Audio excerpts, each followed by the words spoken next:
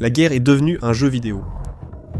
Maintenant, les soldats ukrainiens gagnent des points en éliminant des Russes. Et plus ils le font, plus ils reçoivent d'armes. On dirait de la science-fiction.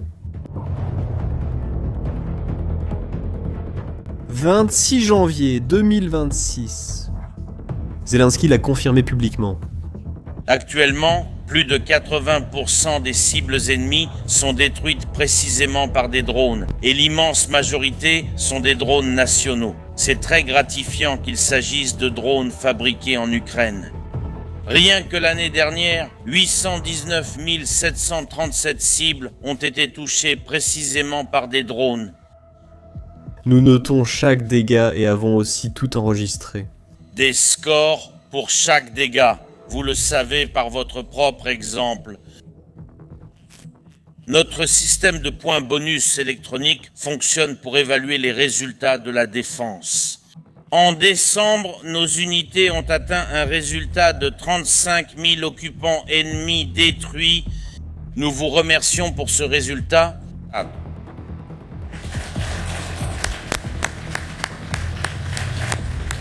la prochaine. Voici les occupants qui ont été tués et aussi ceux qui ont été grièvement blessés. Pour donner un exemple, et c'est un exemple assez révélateur, pendant les 10 années de conflit en Afghanistan, l'armée soviétique a subi 2 fois moins de pertes que celles que les Russes ont subies en seulement un mois de cette guerre. 80%. Laissez-moi vous traduire ce chiffre. 2800 cibles russes détruites par jour, soit une cible toutes les 30 secondes. Et voici ce que personne ne vous dit. Ce système, qui ressemble à un jeu vidéo, fait saigner la Russie d'une manière que même Poutine n'aurait pas imaginée. Dans cette vidéo, découvrez comment l'Ukraine a changé la guerre moderne en un jeu où tuer génère des ressources et des formations pour tuer davantage. Et pourquoi la Russie, même en le sachant, n'arrive pas à rivaliser. Restez attentifs, car ce que vous verrez a changé la guerre. Avant de poursuivre, puis-je vous montrer de la domination actuelle de l'Ukraine? Il faut remonter dans le temps. En 2022, la guerre venait de commencer, et l'Ukraine faisait face à un problème brutal. La Russie a plus de chars, plus d'artillerie, plus de soldats, plus de tout. C'était une guerre de chiffres que l'Ukraine était en train de perdre. À un moment, entre 2023 et 2024, quelqu'un du gouvernement ukrainien a eu une idée révolutionnaire. Le ministre de la Transformation numérique, Mikhail Fedorov, a regardé les drones qu'ils utilisaient déjà et s'est dit « Et si on transformait cela en quelque chose de plus grand? Et si on créait un système où les soldats voudraient utiliser des drones ?» Voici la partie surprenante. Ils se sont demandé « Et si on transformait la guerre en un jeu ?» Oui, l'Ukraine a gamifié la guerre. Gamifier signifie transformer quelque chose en un jeu, avec des points, des classements et des récompenses réelles, comme ces applications qui te donnent des médailles pour marcher, sauf qu'ici, les points servent à acheter des armes. Avant que tu trouves ça absurde, laisse-moi expliquer comment ça marche. Imaginez un soldat ukrainien en première ligne. Il pilote un drone, pas un drone géant comme dans les films américains, mais un petit drone que tu contrôles comme si tu jouais à un jeu vidéo, en voyant à travers la caméra à la première personne. Les Ukrainiens appellent ça un drone FPV. Ils regardent l'écran. Au loin, ils voient un char russe, un T-90 $3 millions de métal et de technologie. Ils manœuvrent le drone, s'approchent, la caméra enregistre tout et puis impact. Le char explose. Voici le détail qui change tout après l'attaque. La vidéo est aussitôt envoyée à un système nommé Delta. C'est le Google Maps de la guerre en Ukraine. Là-bas, des analystes militaires regardent, confirment. Oui, c'est un char T-90, oui.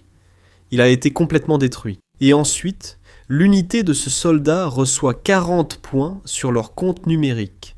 Des points comme dans un jeu vidéo. Mais ceux-ci ne sont pas symboliques.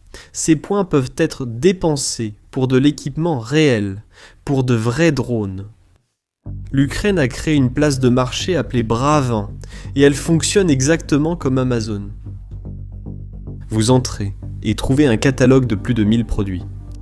Drones d'attaque, drones nocturnes, batterie, équipement de vision nocturne, tout avec un prix en points. Voici le calcul insensé derrière ce système. Ce char que le soldat a détruit valait 40 points, un drone bombardier lourd du type qui peut effectuer des dizaines de missions coûte 43 points. Vous réalisez ? Un soldat détruit un char à 3 millions de dollars, gagne 40 points. Il élimine d'autres ennemis, gagne 3 points de plus, soit 43 points au total. Il achète aussi un drone bombardier pour détruire bien plus de cibles. C'est un cycle. Plus vous détruisez, plus vous avez de ressources pour détruire encore plus. Ce système a quelque chose d'encore plus impressionnant. Le tableau des points correspond toujours précisément aux besoins de l'Ukraine. Il n'est pas aléatoire. En 2025, ils ont doublé la valeur pour éliminer un soldat russe, passant de 6 points à 12 points. Pourquoi ? L'Ukraine a compris qu'épuiser les réserves humaines urbaines russes vaut mieux que détruire. Les chars peuvent être produits, les soldats entraînés non. Mais il y a une valeur qui est encore plus impressionnante. Tu sais combien ça vaut de capturer un prisonnier russe vivant en utilisant un drone pour le convaincre de se rendre ? 120 points 3 fois plus que de détruire un char. Les mathématiques sont simples. Les prisonniers russes peuvent être échangés contre des soldats ukrainiens capturés. L'Ukraine a littéralement mis un prix plus élevé sur le fait de sauver des vies ukrainiennes que sur la destruction du matériel russe. Et à la fin de 2025, ils ont ajouté quelque chose qui montre à quel point ce système est humain. Utiliser un robot terrestre sans pilote pour secourir un soldat ukrainien blessé sous le feu ennemi rapporte 50 points de plus que de détruire un char. L'Ukraine a créé un système où sauver une vie ukrainienne est plus rentable pour l'unité que de tuer des ennemis. Ils ont fait de la compassion une incitation. Laisse-moi te montrer l'impact réel de cela avec une histoire. Il existe une unité appelée les oiseaux de Magyar. Le commandant est un gars nommé Magyar. C'est juste son surnom, lui et son unité. En un seul mois, ils ont accumulé 16 000 points. 16 000. Avec ces points, ils ont acheté 500 drones d'attaque, 500 drones de nuit et 100 drones de transport lourd. Immédiatement, sans bureaucratie ni approbation du ministère de la Défense. Le commandant identifie les besoins de l'unité et commande. Avec bravin, le gouvernement paye le fabricant. Et l'équipement arrive en première ligne en quelques jours seulement. De plus, Bravin possède un système d'évaluation. Les soldats notent les produits. Si un drone présente un défaut, il reçoit une étoile. Il perd en classement. Le fabricant le voit et améliore le produit en quelques semaines. C'est de l'innovation, à la vitesse du combat. L'Ukraine compte plus de 500 entreprises privées qui rivalisent pour fabriquer les meilleurs drones. Parce que ce sont les soldats qui choisissent, et cela force la qualité. Mais avant de continuer, vous devez comprendre une chose. La Russie a essayé de copier cela. Ils ont créé le bataillon Soudoplatov.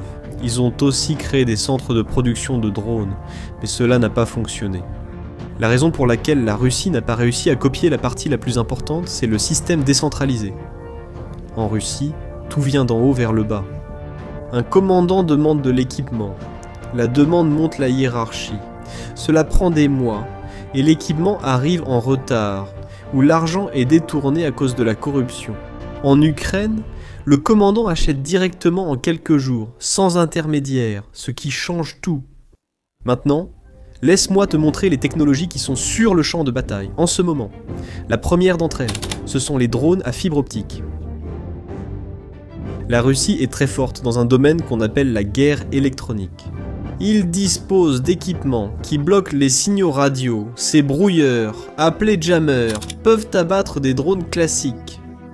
L'Ukraine a créé des drones innovants qui déploient un fil en fibre optique pendant leur vol, jusqu'à 20 km de long. Le drone est physiquement relié à l'opérateur par ce fil. Aucun brouilleur ne peut interférer avec un fil physique. Et qu'en est-il de la vidéo qui y circule ? Qualité parfaite, sans interférence, précision chirurgicale. La Russie a investi des milliards dans le brouillage, mais l'Ukraine a réglé le problème avec un simple fil à quelques dollars.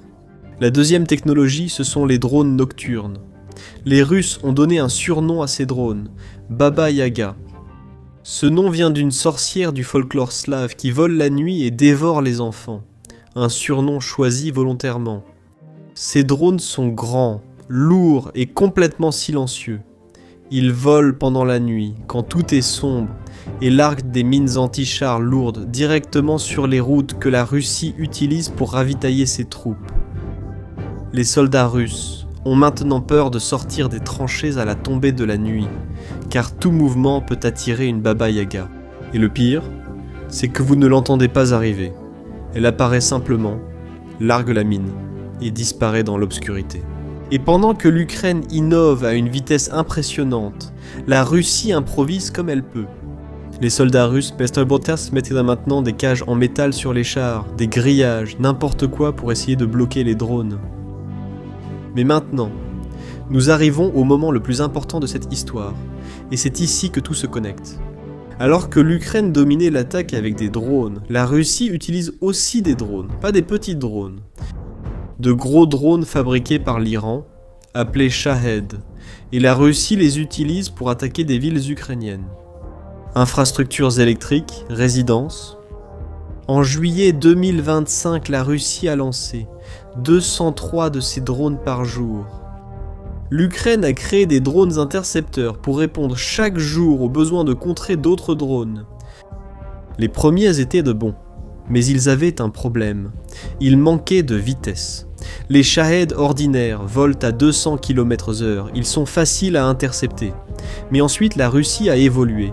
Elle a créé des Shahed à réaction, qui volent à 500 km/h.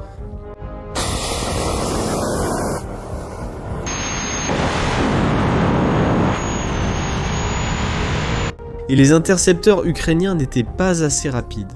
Alors l'Ukraine a développé quelque chose de nouveau. Le Peonson, un drone intercepteur à réaction capable de voler à 500 km/h, capable d'opérer à 5000 mètres d'altitude. Et voici le moment que vous attendiez, le 25 décembre 2025. Nuit de Noël. Des familles ukrainiennes dans des abris. La Russie lance une vague de drones. Shahed Ajat, une attaque contre des cibles civiles, est une tentative délibérée de briser l'esprit ukrainien. Pendant la plus grande fête chrétienne, les sirènes retentissent, les gens se réfugient et dans la nuit, un Peonson décolle. Les caméras capturent tout. Le drone accélère à 300, 400, 450 km/h. Les capteurs détectent un Shahed Ajat dans les airs. Le Peonson vire, poursuit à distance, réduit à 500 mètres, 300 mètres, 100 mètres, et puis, impact. Le Shahed explose dans le ciel, des morceaux tombent dans le champ ouvert, personne ne meurt. Pour la première fois dans l'histoire, un drone à réaction a abattu un autre drone à réaction en combat réel. Ni test ni exercice, en guerre la nuit de Noël. Et le message que cela a envoyé était clair. L'Ukraine ne fait pas que se défendre. Elle innove plus vite que la Russie ne peut attaquer. Et cela nous amène vers le futur, 2026. L'Ukraine s'est fixé un objectif qui semble impossible. Produire 7 millions de drones en un an. 7 millions, cela signifie produire près de 20 000 drones chaque jour. C'est une échelle industrielle qu'aucun pays n'a jamais tentée. Le coût, 120 millions de dollars. Pour protéger sa production, l'Ukraine construit des usines souterraines cachées. Descentralizadas. Protéger des missiles russes. Et il y a un deuxième objectif, 50 000 pertes russes par mois. Pour comparer, la Russie a perdu 15 000 soldats en 10 ans en Afghanistan, alors qu'aujourd'hui elle en perd davantage en un mois. Et le secrétaire général de l'OTAN a utilisé un mot pour décrire cela, insoutenable. La Russie n'arrive pas à compenser ses pertes. Mais alors, qu'est-ce que tout cela signifie ? Cela signifie que l'Ukraine n'a pas seulement survécu, elle a complètement redéfini ce que signifie la guerre moderne. Elle a montré que la technologie et le système surpassent le nombre, que la gamification va au-delà des jeux vidéo et a établi une norme.